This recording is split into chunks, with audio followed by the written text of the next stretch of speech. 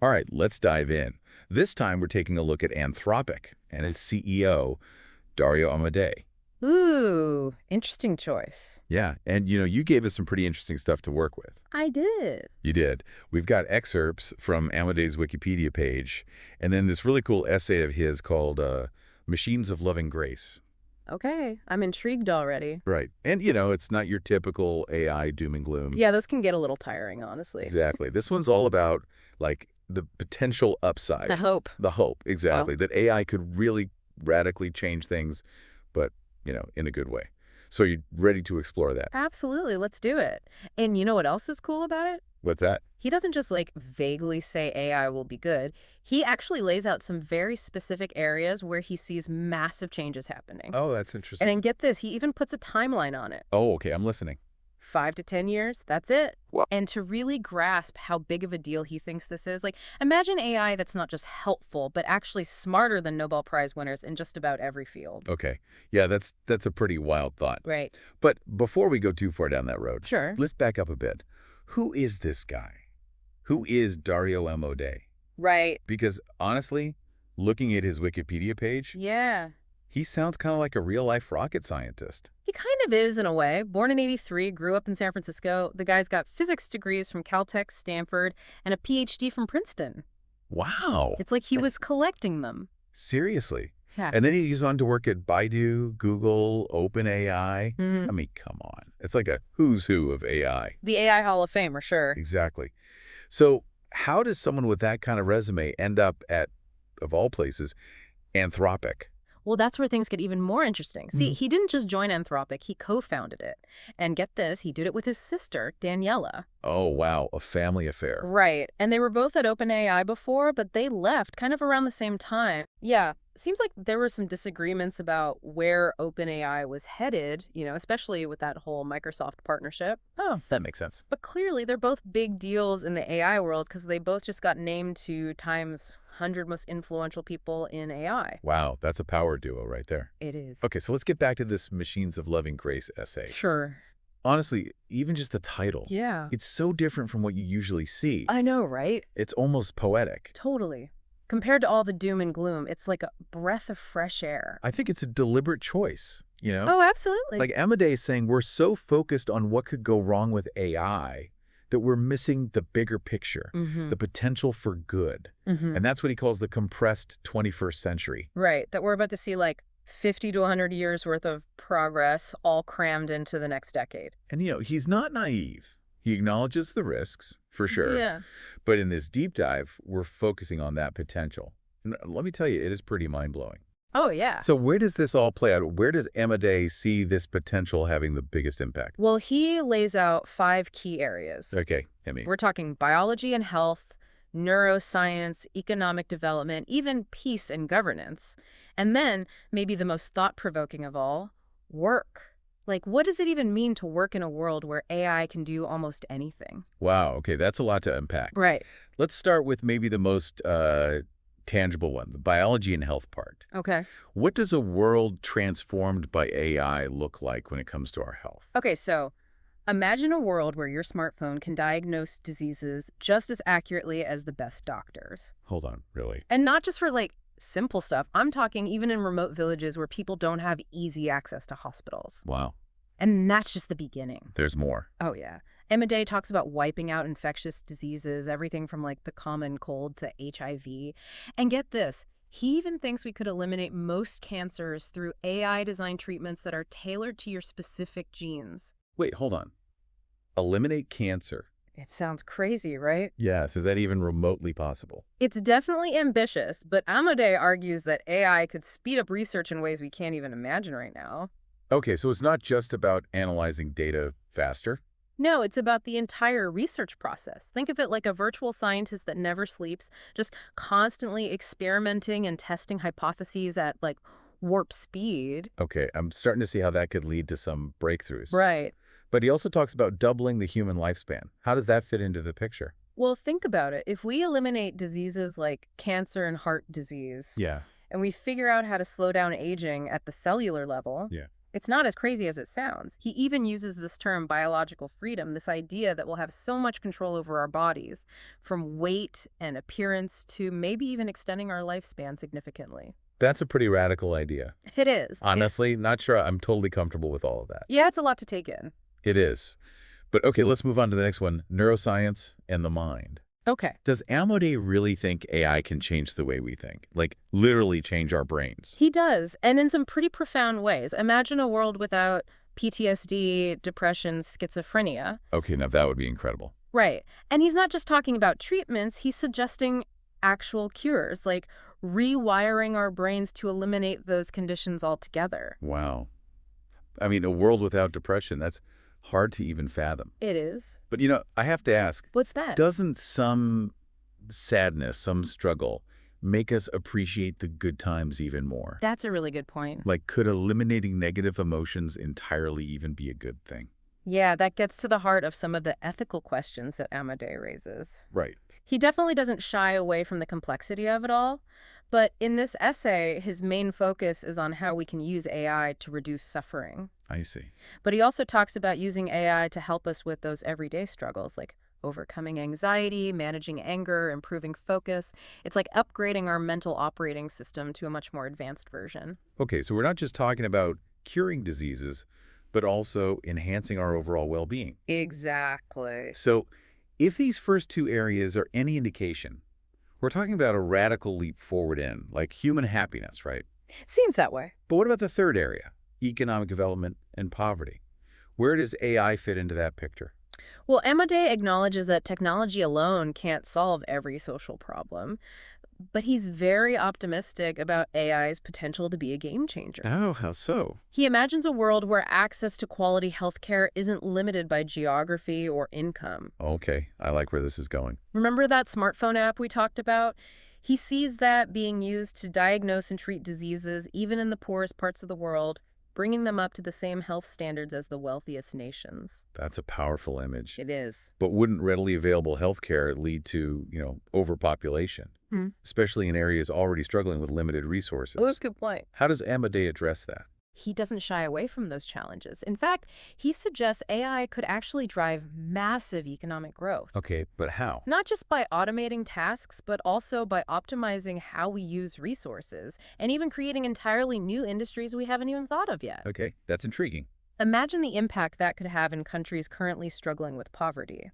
He talks about a second green revolution powered by AI, ensuring food security for a growing population. He even predicts developing countries could see annual GDP growth of 20% thanks to AI. Whoa, wait, 20%? That's unheard of. Right. But let's be realistic, even with AI, that kind of growth would require massive changes in infrastructure, education, and governance. Absolutely. And Amodei recognizes that. He's not saying AI will magically solve everything, but that it can be a powerful catalyst for positive change. Okay, so it's like a tool, and it's up to us to use it wisely. Exactly. It's like it's throwing down a challenge. What? Are we up for it? Are we ready to rethink what's possible? It's definitely a lot to process. So we've got life-changing advancements in health, a potential mental upgrade, and a massive boost to global development. What about this fourth area, peace and governance? Is Amodei suggesting AI can actually solve world peace? Not exactly. In fact, he's a bit more cautious when it comes to this area. Really? Yeah, he doesn't think AI will automatically make the world more peaceful. He's actually worried it could empower both democratic and authoritarian forces, leading to a dangerous arms race in AI development. Oh, I see. So it's like a double-edged sword. Exactly. Like, Okay. imagine AI being used for hyper-targeted propaganda. Oh, yeah, that's a scary thought. Right. Instead of bringing people together, it could further polarize societies. So if it's not a guaranteed path to peace, what do we do? Does he offer any solutions? He does. He talks about something he calls an entente strategy. Okay, what's that? It's basically a coalition of democratic nations working together to gain a strategic advantage in AI development. So it's like a preemptive strike against potential misuse of AI by bad actors. You could say that. It's about making sure AI is used to promote democratic values and human rights, not undermine them. So using AI strategically to safeguard those values? Exactly. But how would that actually work? Well, Amodei envisions AI playing a role in a lot of different areas. Like what? countering propaganda, ensuring a free flow of information, even empowering dissidents in authoritarian regimes.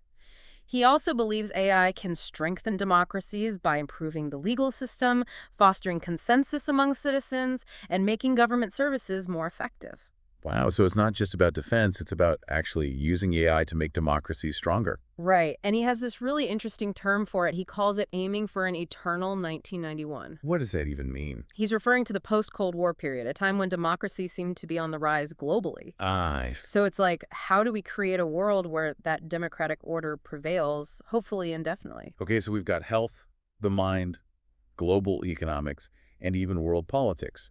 What about that last area, work and meaning? Right, the big one. In a world where AI can potentially do almost anything, what's left for us humans to do? That's the question, isn't it? And how do we find meaning in that? Well, that's what Amodei spends a good chunk of his essay exploring. He basically argues that we need to shift our thinking away from this idea that meaning is tied to economic productivity. Okay, so if work isn't the primary source of meaning, then what is? Amodei says true meaning comes from human connections. Like relationships, community. Exactly. And from pursuing goals that challenge us, regardless of whether an AI could do it better or faster. So it's not about being the best, but about pushing ourselves and growing. Right. And about contributing to something larger than ourselves. That's a really interesting perspective. It's like he's saying that even in an AI-powered world, the things that make us human, the things that give our lives meaning, will remain fundamentally the same. It's kind of reassuring, actually. It is. But, practically speaking, how do we adapt to a world where AI might make many traditional jobs obsolete? How do we make sure everyone can still find purpose and contribute to society? Well, Amodei doesn't shy away from those challenges. He even throws out some pretty radical ideas, like a universal basic income, Oh, wow. or an economy that rewards human contributions based on values rather than purely economic output. So it's like redefining what we value as a society. Exactly. It's about imagining a future where work isn't just about earning a living, but about pursuing your passions, contributing to your community, and expressing your unique human creativity. It's a really compelling vision, but I can't help but think. What's that? It also raises a lot of questions about how we restructure society, how we value different kinds of contributions, and what it even means to live a fulfilling life in that kind of world. It does. It's like we're standing at the edge of this uncharted territory. And we're not even sure what the map looks like. Exactly. And Amodei doesn't pretend to have all the answers. He's more about prompting us to think critically about the future we're creating. Well, he's definitely given us a lot to think about in this first part of our deep dive. It's clear his vision is ambitious, maybe even a little bit utopian, but it's also incredibly thought-provoking. What are your initial thoughts? You know what strikes me? It's how he uses such vivid imagery to get his point across. Like when he describes a country of geniuses in a data center, that's such a powerful way to capture the potential scale and power of the AI he's envisioning. Oh, I totally agree. And I really appreciate how he avoids getting bogged down in technical jargon. He makes these really complex concepts understandable, even for someone who's not a computer scientist. Absolutely. And his idea of the marginal returns to intelligence, Yeah. that's a good one. Oh, yeah, that really gets you thinking about which tasks actually benefit from extreme intelligence Yep. and where human ingenuity will always be essential. Right, because it's not just about raw intelligence, but about how that intelligence is applied. Exactly. And that's something I'm really eager to explore further. Me too. There's a lot more to unpack here. Absolutely. So before we move on to the next part of our deep dive, I want to pause and turn the question back to you, the listener. What stands out to you so far? Which of these potential transformations resonates most strongly with you? Hold on to that thought, because in our next segment, we'll delve deeper into Amodei's vision, exploring the challenges, the opportunities, and the ethical questions that arise from his predictions. For me, it's that whole idea of using AI to level the playing field globally, you know? Yeah, that's a big one. Especially when it comes to healthcare. Like, imagine even the most remote village having access to top-tier medical care because of AI.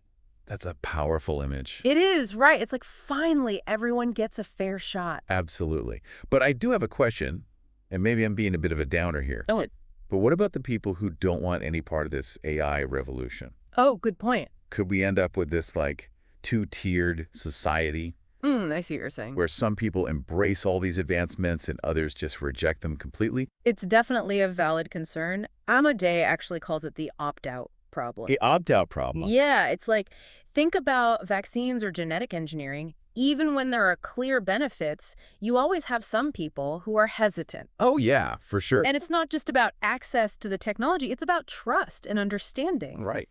So the question is, can AI help bridge that gap? Or will it just make those divisions even worse? Exactly. It's something we need to be really careful about. Makes sense. It's like we can't just assume everyone's going to be thrilled about these changes, no matter how amazing they seem. Right.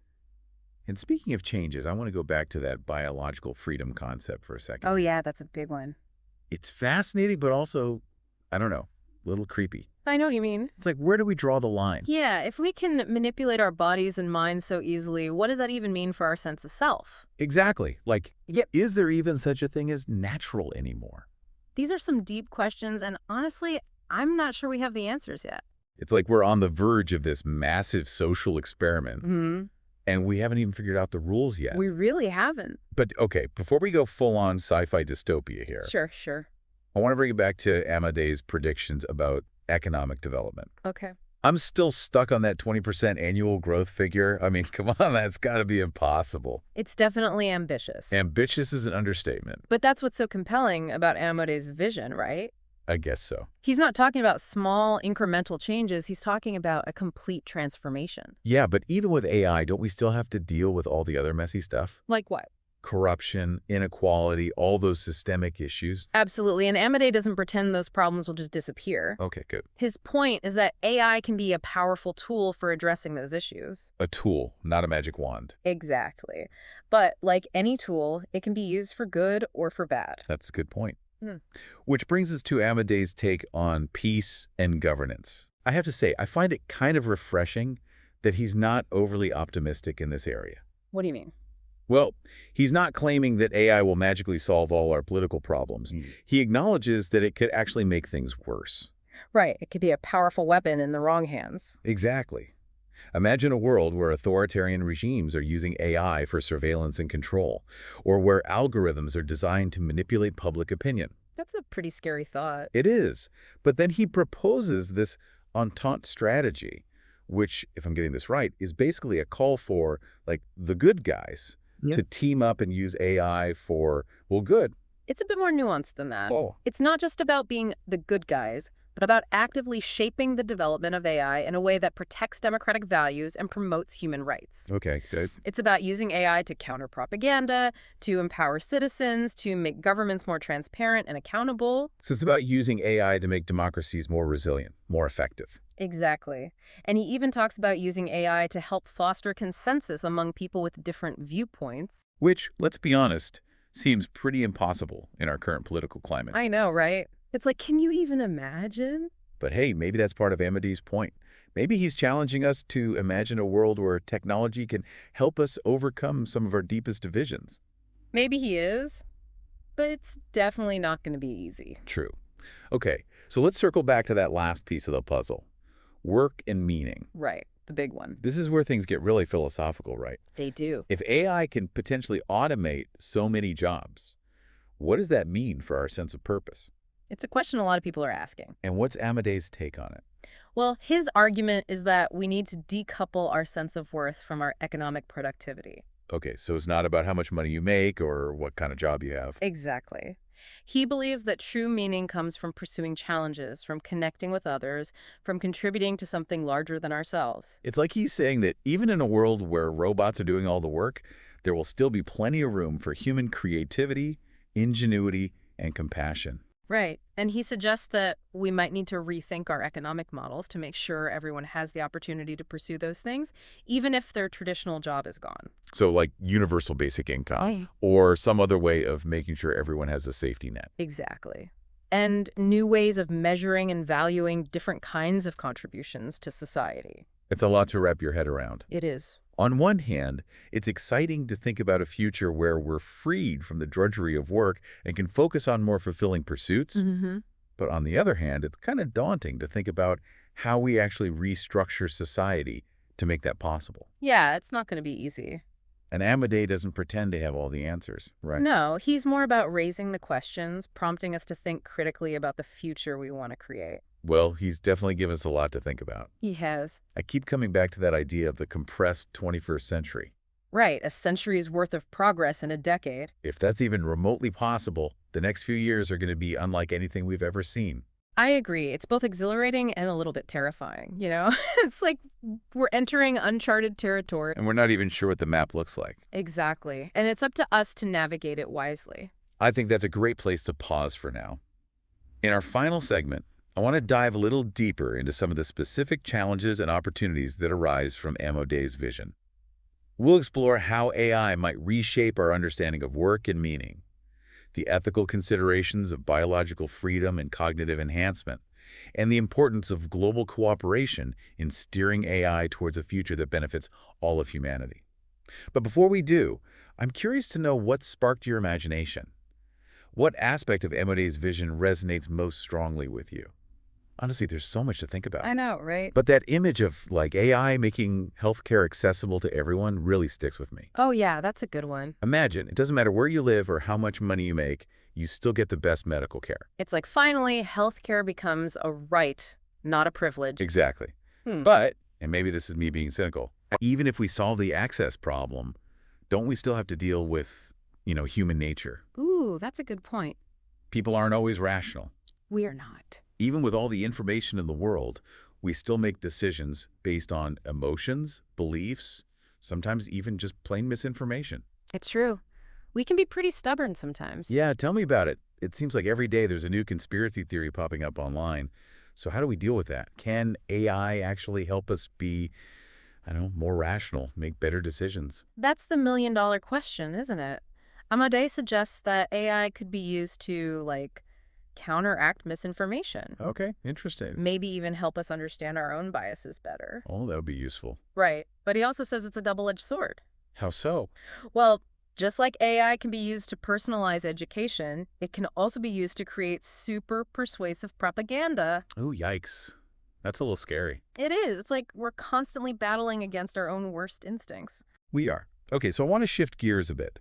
We've talked about all the amazing things AI could potentially do, like eliminating diseases, boosting our intelligence, even ending poverty. Mm-hmm. But what about the downsides? Does Amodei talk about any potential risks or dangers? He does, yeah. He actually spends a good chunk of the essay emphasizing the importance of responsible AI development. Okay, good. One of his concerns is that if we rush to create ever more powerful AI, we could end up with unintended consequences. Ah, like unforeseen problems. Exactly. He uses this analogy of building a bridge without really understanding physics. Okay, I'm listening. Like you might get lucky and the bridge will stay up, Right. but there's also a good chance it'll collapse, and that could be really bad. Yeah, that's a pretty good analogy. So how do we avoid building that AI bridge that collapses? What does responsible AI development actually look like? Well, Amodei talks about a few key things. Transparency, for one. So being open about how these systems are being developed. Right. And rigorous safety testing involving ethicists and social scientists in the process. He's really stressing the importance of having clear goals for AI development Makes sense. and making sure those goals align with human values. So it's not just about what we can do, but what we should do. Exactly. He's not saying we should stop innovating, just that we need to proceed with caution. That's a good point. Okay, I want to circle back to biological freedom for a minute. Ooh, that's a juicy one. It's just, I don't know, it's both exhilarating and terrifying at the same time. I know what you mean. Imagine a world where we can basically redesign ourselves. I mean, what does that even mean for humanity? It's a huge question. Amodei talks about living longer, having enhanced cognitive abilities, even eliminating genetic diseases. But he's also aware that it raises a whole bunch of ethical questions. Yeah, like who gets access to these technologies? Exactly. And what happens to our sense of self if we can just, change our bodies and minds on a whim? It's like we're opening this Pandora's box, and we're not even sure what's inside. We're not. And Amodei doesn't give us all the answers, does he? Nope. He just lays out the challenges and kind of leaves it to us to figure it out. He does. Well, we've covered a lot of ground in this deep dive. We have. And I feel like we've only just scratched the surface of Amodei's vision. There's always more to explore. There is. But if there's one thing I'm taking away from all this, is that the future of AI isn't some predetermined thing. It's not. It's something we're actively shaping, like right now, with every choice we make. It's a powerful thought, isn't it? It is. The future is not something that just happens to us, it's something we create. We do. And that's exciting, but also a little daunting. It is. So as we wrap up this deep dive, I want to leave you, the listener, with one final thought. What role do you want to play in shaping this AI-powered future? What are you excited about? What are you worried about? And most importantly, what are you going to do to make sure that AI is used to create a world that benefits all of humanity? Amodei has given us a glimpse of what's possible. Now it's up to all of us to decide what kind of future we want to build